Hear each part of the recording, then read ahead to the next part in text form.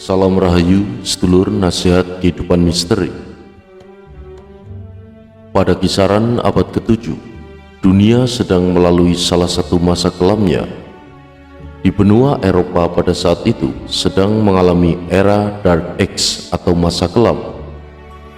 Kerajaan Romawi yang dominan dengan sifat ekspansif disertai militernya yang terkenal tangguh sedang mengalami turbulensi diakibatkan oleh korupnya kepemerintahan dan tersandra oleh pemberontakan domestik.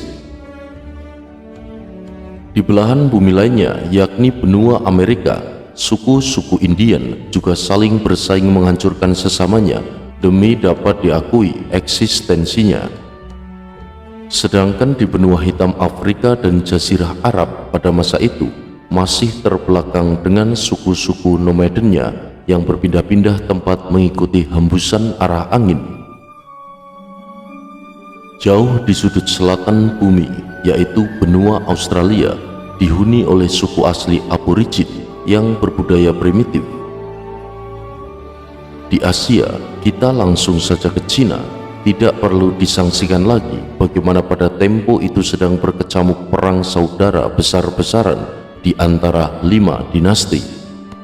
Dinasti-dinasti tersebut adalah Sui, Chen, Jian, Jin, dan Tang yang telah memporak-porandakan seluruh dimensi dalam aspek kehidupan bermasyarakatnya. Jadi adakah sekiranya yang patut dijadikan contoh suri tauladan di antara di atas? Mengutip dari salah satu hadis, utlubul ilmi walau bisin, tuntutlah ilmu meskipun dengan shin. Shin dalam Sanskerta kuno memiliki arti negeri berperadaban maju. Kata Sin di sini bukanlah Cina, tapi Hindia Timur atau Nusantara. Hadis ini disabdakan oleh Nabi Muhammad SAW pada masa kenabian beliau, di mana kondisi di muka bumi ini sedang dikonsumsi oleh demoralisasi secara masif yang bersifat jahiliyah atau kebodohan yang dapat berakhir kepada kemunduran bahkan kehancuran peradaban kemanusiaan itu sendiri. Sudah sepatutnya beliau akan mereferensikan umat manusia untuk mengambil ilmu dari negeri-negeri yang maju dan layak dijadikan uswatun hasanah atau contoh kebaikan. Syahdan, ada sebuah negeri yang memiliki kriteria gemaripah loh jinawi termaksud, di mana iklim tropis nan bersahabat dilindungi oleh langit biru nan ceria yang dihiasi oleh banyak makhluk indah berwarna-warni beterbangan dan dilengkapi oleh dataran nan hijau subur kaya hayati maupun nabati, disertai terbentang luasnya lautan nan biru penuh isi. Itulah negeri yang merupakan kepingan surga yang jatuh serta mendapat berkah dari langit maupun bumi, dan disitulah negeri Sin. Menelaah jabaran kondisi di bumi yang berkontradiksi dengan saat itu, di manakah sekiranya alam negeri Sin terlabuh? Di ujung Hindia bagian timur, di sanalah tempatnya sebuah wilayah yang kita kenal sekarang dengan sebutan Nusantara. Pada era tersebut didominasi oleh sebuah kerajaan besar yang mendunia, yang apabila disebutkan namanya niscaya akan menggetarkan hati lawan maupun kawan. Elok dan permai negerinya, tapi jangan sekali-kali meremehkannya. Serentak para kesatrianya akan meluluh lantakan para musuh. Julukan lumbung pangan dunia digelarkan karena pencapaian keakbarannya dalam swasembada pangan, dengan disertai masyarakatnya yang taat hukum, berperadaban maju, tertata dalam bernegara, dan sudah tentunya sebagai penguasa maritim dunia. Kerajaan ini dikenal dengan sebutan Kerajaan Sriwijaya, dan era keemasan wilayah negeri Sin ini dilanjutkan oleh Kerajaan Majapahit yang tidak kalah dahsyatnya. Belum lagi kita bicarakan masa-masa jauh sebelum keemasan kerajaan-kerajaan di atas. Bila kita perhatikan dengan seksama di relief-relief yang terdapat di candi-candi yang ada di Nusantara, terpahat jelas bahwa peradaban leluhur kita semua adalah sangat tinggi. Manusia dari seluruh penjuru dunia datang untuk belajar dan tunduk kepada nenek moyang kita. Salah satu contoh relief Candi Panataran banyak peradaban dari luar datang untuk ditatar atau digurui. Sejarah peradaban bangsa kita lebih tua dan jauh lebih maju dari peradaban manapun di dunia.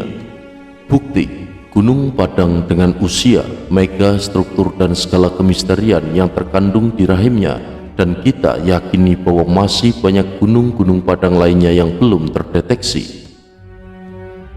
Jadi sangatlah benar sabda Nabi Muhammad SAW untuk merujuk ke negeri Sin sebagai tempat pembelajaran di mana kita hidup sekarang ini. Sesungguhnya kitalah bangsa pemilik DNA yang berperadaban paling maju di dunia dalam segala bidang, dan hal inilah yang sangat ditakuti oleh bangsa lain, yakni apabila bangsa Indonesia terbangun dan tersadarkan atas jati diri sesungguhnya. Oleh karena itu, sudah selayaknya kita mensyukuri serta memahami bahwa leluhur kita hebat, dan sudah waktunya pula kita membangun kembali kejayaan masa lalu itu untuk mengejar kemajuan hari ini dan anak cucu kita pada masa depan. Seorang budayawan dan ulama, Nurholis Majid, mencatat ada indikasi sejak zaman Nabi Sulaiman bahwa Arab mengimpor kapur untuk dibuat minuman tonik dari Barus atau orang-orang Melayu di wilayah Sumatera, sehingga menjadi perumpamaan kehidupan surgawi yang diabadikan dalam Al-Quran. Ada sebuah ayat dalam Al-Quran yang cukup menarik perhatian saya. Dalam surah Al-A'raf ayat 96 difirmankan, jika para penduduk desa beriman dan bertakwa, niscaya Allah akan membukakan keberkahan dari langit dan bumi. Hemat saya, sepertinya ayat ini tidak ditujukan kepada orang-orang Arab waktu itu yang menjadi pendengar Nabi Muhammad SAW. Benar, memang Al-Quran itu bagi seluruh umat manusia, tetapi ayat ini secara khusus sedang membicarakan suatu kaum tertentu, suatu bangsa yang telah mengenal peradaban yang tinggi, yang telah berbudaya, yang mengenal suatu sistem pemerintahan yang telah tertata. Yang mendapatkan penekanan di ayat tersebut, menurut Kiai Haji Maimun Zubair, salah seorang sesepuh Nahdlatul Ulama, adalah Ahlal Qura, yang artinya para penduduk desa. Ini menarik sekali. Menurut saya penduduk desa atau nagari ini banyak sekali di Indonesia. Saat ini desa di Indonesia saja sudah mencapai ribuan jumlahnya. Bagaimana dengan di Jazirah Arab pada saat itu? Menurut kiai sebut tersebut, di Arab tidak ada desa. Adanya waktu turun ayat tersebut adalah suku Badui yang hidupnya nomaden seperti tawon. Kalau kepala sukunya pindah, mereka ikut pindah. Makanya ayat ini untuk Indonesia.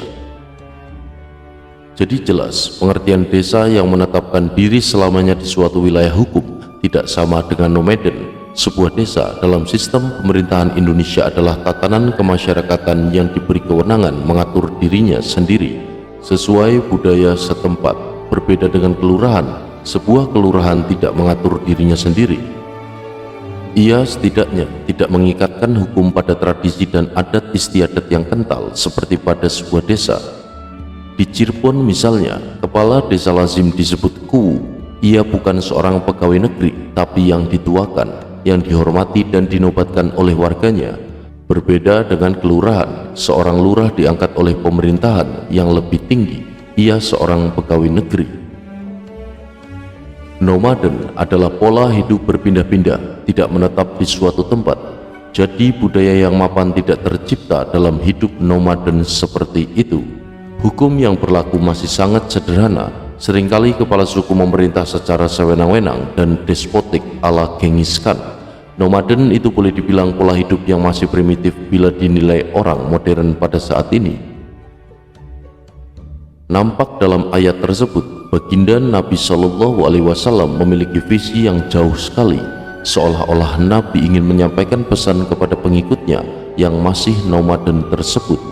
Suatu ketika mereka mampu memiliki sistem pemerintahan yang tertata, yang beradab dan berbudaya, yaitu masyarakat desa, masyarakat berbudaya yang beriman dan bertakwa seperti disebut dalam ayat tersebut. Dan kriteria desa seperti itu ada di bumi Nusantara yang masuk peradaban besar Sin atau Indis. Mengapa? Karena Nabi sendiri bersabda, belajarlah sampai ke negeri Sin. Amat logis, Nabi akan menganjurkan orang belajar ke negeri-negeri yang maju, yang pantas dijadikan teladan.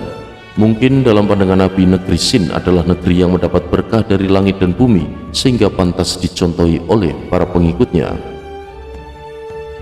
Dikala Barat masih hidup di gua-gua, dikala Arab masih mukim di tenda-tenda, bangsa kita sudah mengekspor rempah-rempahnya dengan maskapai sendiri ke Afrika dan tempat-tempat lainnya di belahan dunia. Ada pula hadis dari Ibu Aisyah radhiyallahu anhu bahwa saat haji perpisahan, tahallul dan ihram, tubuh Nabi diolesi sarirah atau bedak wangi dari Sin atau Indis. Di sini tidak semata-mata Nabi menggunakan term ahlal qura, tapi ia belum pernah melihat rupa desa atau nagari atau negeri sebelumnya. Mungkin pada saat berdagang semasa muda, Nabi pernah singgah di desa-desa di wilayah peradaban Sin.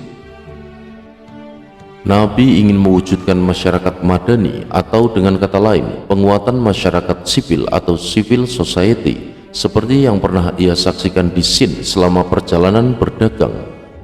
Jangan lagi terjebak dalam konsep iman dan takwa yang formalistik ritual model agama tertentu, tetapi benar-benar diwujudkan dalam kesalehan sosial, dalam kasih terhadap umat manusia yang satu adanya, sehingga tertata kehidupan yang damai, aman, tentram dan sejahtera, maslahah, amah atau bunum, komune.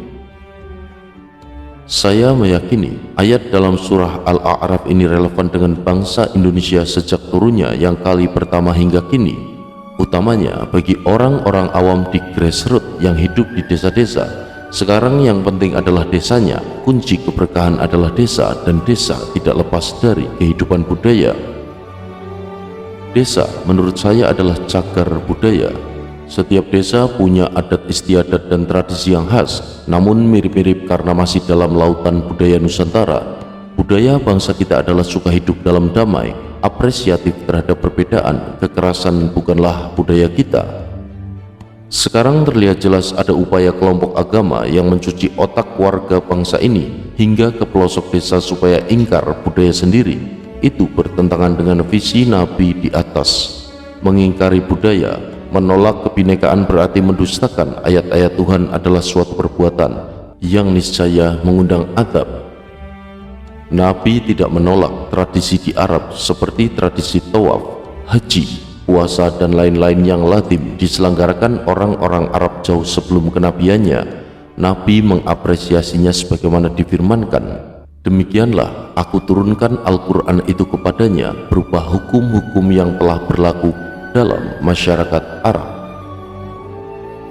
Matur sembah nuwun sedulur-sedulurku telah menyimak. Mugi rahayu saku dumati.